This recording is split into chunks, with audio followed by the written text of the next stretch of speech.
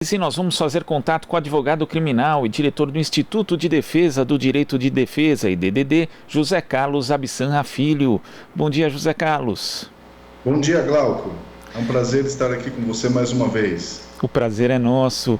José Carlos, ontem nós tivemos a decisão da segunda turma do STF a respeito da suspeição do juiz Sérgio Moro e tem vários aspectos ali que podem ser discutidos, mas no voto do ministro Nunes Marques, ele falou a respeito do garantismo e muita gente observou que ele estava usando ali um conceito de garantismo do Estado contra o réu, que seria meio absurdo. Inclusive, o ministro Gilmar Mendes repeliu esse uso na fala dele em seguida.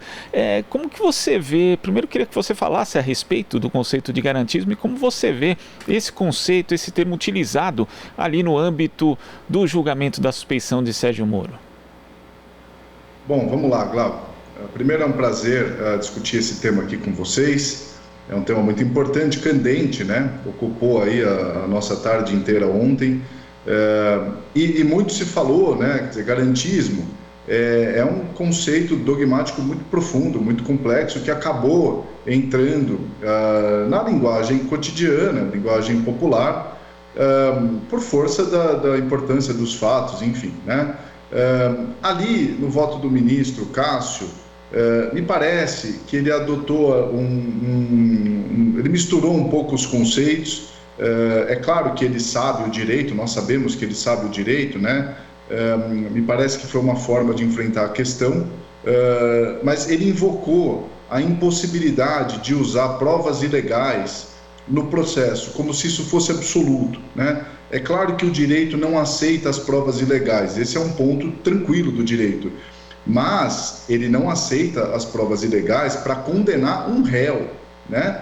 As provas ilegais podem ser utilizadas para absolver eventualmente um inocente, né? Então não há uma vedação absoluta para a utilização das provas ilegais.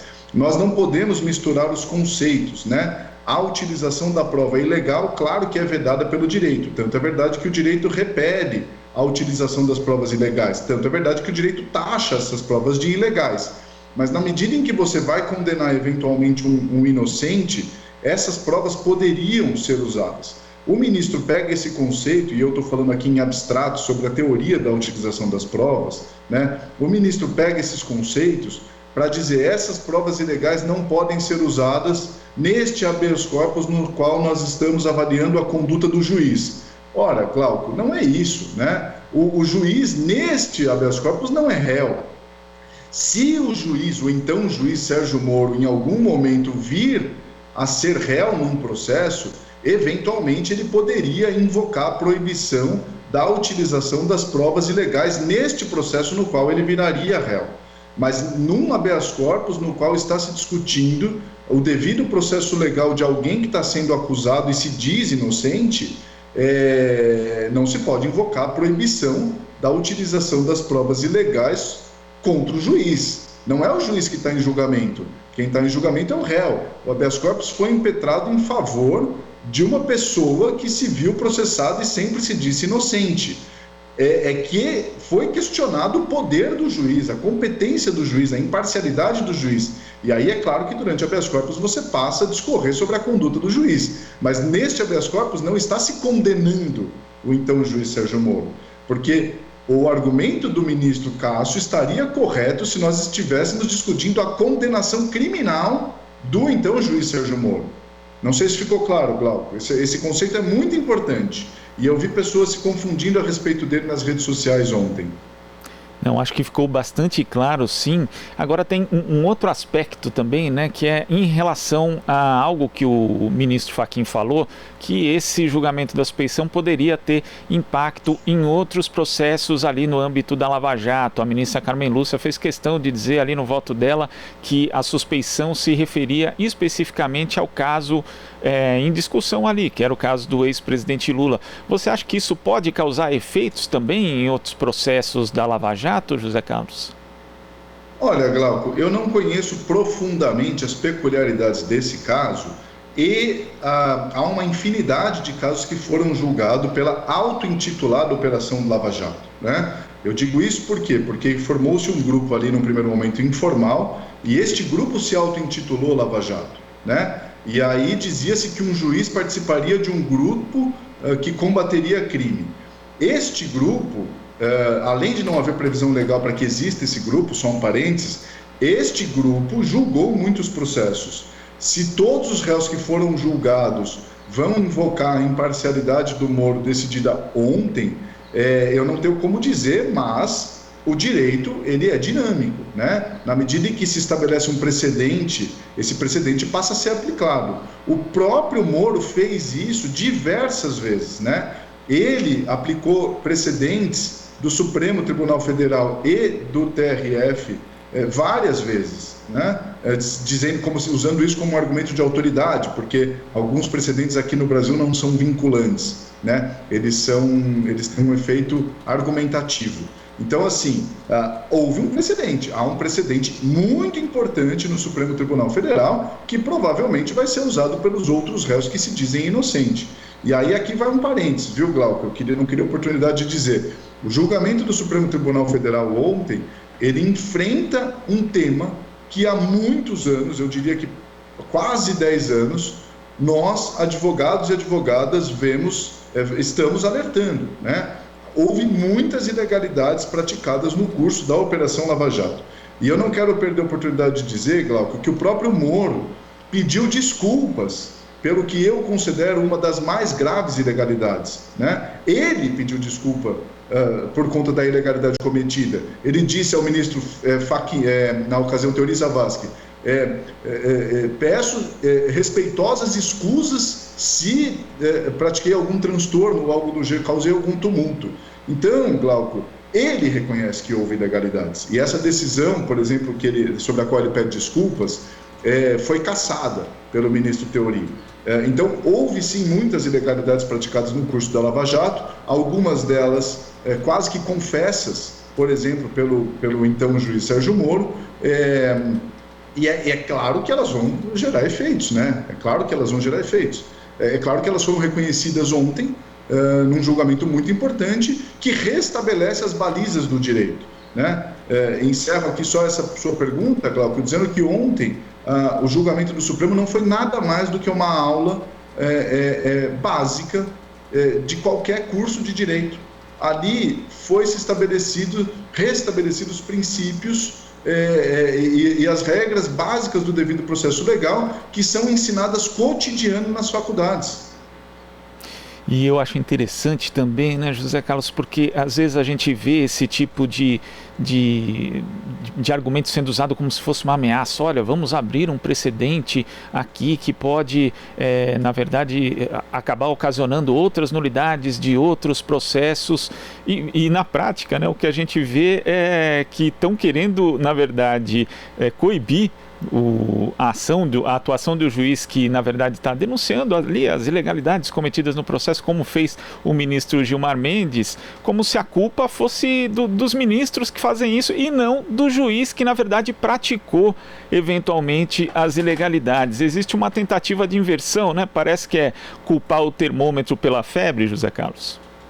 Olha, Glauco, eu escrevi sobre isso em 2019, né? Nós, advogados, criminalistas e advogadas, militantes cotidianamente, denunciamos essas ilegalidades desde o primeiro momento em que elas ocorrem. O que acontece, Glauco, e aí vai uma autorreflexão da sociedade, é que nós não éramos ouvidos, né? Mas nós denunciamos ela o tempo inteiro. Nós, em algum momento, dissemos ao então juiz Sérgio Moro e dissemos aos ministros, tanto da STJ como do Supremo, que esses processos iriam ser anulados diante de tamanhas ilegalidades e que, portanto, para que se barrasse as ilegalidades no começo, porque aí nós não teríamos 10 anos quase de processo para então anular eles, e aí daria uma repercussão, né? Nós chegamos a avisar o próprio juiz na ocasião: esse processo vai ser anulado, né? O senhor sabe que ele vai ser anulado. O que houve, Glauco, foi uma tentativa destes atores jurídicos da época, tanto o juiz quanto procuradores, de tentar mudar o direito. Mas não é função deles mudar o direito. Quem muda o direito é o Congresso Nacional, Glauco. Juiz tem o dever legal, isso está estabelecido na LOMAN, na Lei Orgânica da Magistratura, de aplicar a lei, né? Então o juiz ele tem a obrigação de aplicar a lei, ele não deve mudar o direito, ele deve aplicar o direito. Então nós avisamos que essas ilegalidades seriam reconhecidas. Eles sabiam que essas ilegalidades seriam reconhecidas. Não adianta eles agora querer fazer uma jogada de marketing dizendo, olha, vai tudo ser anulado. Mas é claro que vai tudo ser anulado. Você praticou ilegalidades absurdas. Todo mundo sabe que a consequência de uma ilegalidade no direito é a anulação do ato. Esse é um precedente, aliás, americano. É norte-americano o conceito que estabelece que quando uma prova é produzida de forma ilegal, ela é anulada. Agora, José Carlos, para a gente encerrar aqui, ontem o ministro Gilmar Mendes fez ali uma homenagem à advocacia, inclusive na figura do advogado Cristiano Zanin, e eu queria que você falasse da importância justamente dessa decisão da segunda turma do STF para a advocacia e para o direito de defesa de uma forma geral. Olha, Glauco, eu fiquei muito emocionado com essa homenagem do ministro Gilmar Mendes e me emociono agora ao dizer de novo.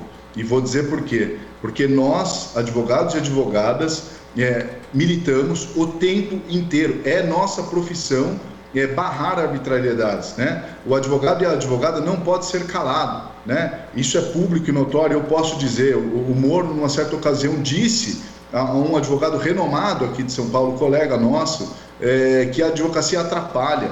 Ora, a advocacia é um anteparo à aplicação a eventual aplicação de arbitrariedades. A advocacia é um anteparo do direito do cidadão. Não há Estado de Direito sem advocacia.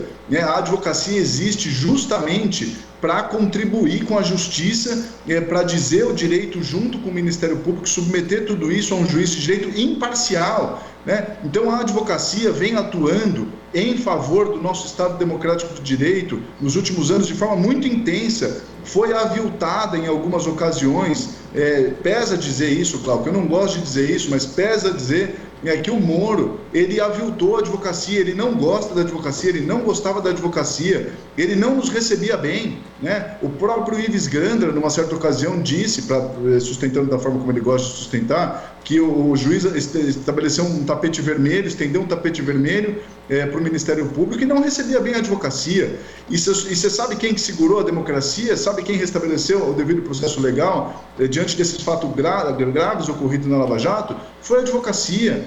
O Constituinte de 1988, o nosso Congresso que redigiu a Constituição Federal, a Constituição, você sabe bem que é um pacto importante da construção da nossa República, né?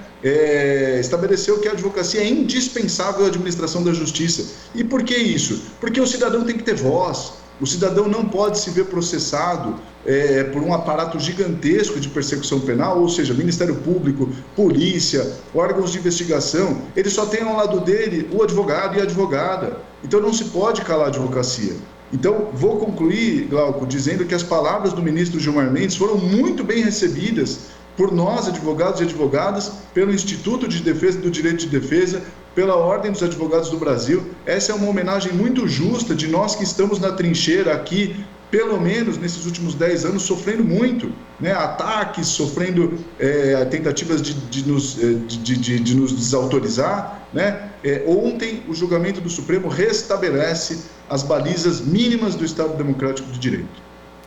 José Carlos, queria agradecer aqui suas explicações e sua participação no Jornal Brasil Atual. Até a próxima. Até a próxima, Glauco. Estamos à disposição. Muito obrigado. Eu que agradeço. Conversamos aqui com o advogado criminal e diretor do Instituto de Defesa do Direito de Defesa, IDDD, José Carlos Abissanra Filho. Você está ouvindo Jornal Brasil Atual. As notícias que os outros não dão.